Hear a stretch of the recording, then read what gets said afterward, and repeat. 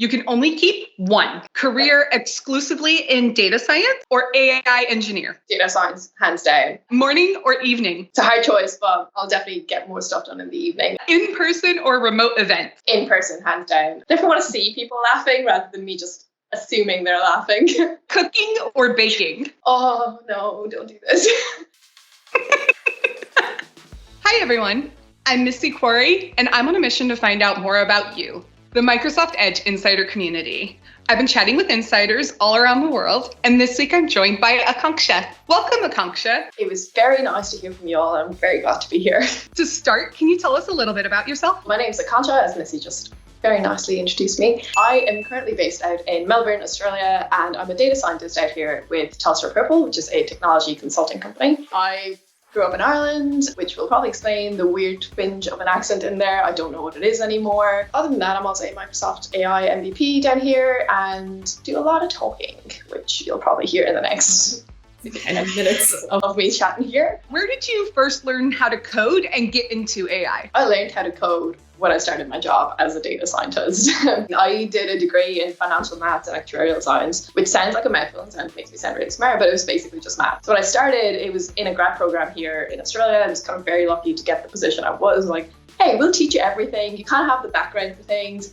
Okay, this sounds like a fabulous opportunity. I'll learn a lot in 2 years. Amazing.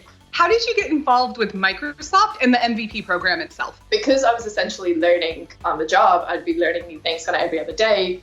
And I got to things like, oh my God, I'm doing this really cool machine learning model and I didn't have to even code for it. And from that, it was like, if I can do it, everyone can do it. What's something you've learned from the Microsoft programs that you are a part of? Any surprises? I'd met a lot of MVPs and other people around Microsoft and in the community before I became a really integrated part of it. And they were always lovely. But then that level of like acceptance and always willing to help and go out of your way, even more so at this stage, like the more you get involved, the more people are willing to give back.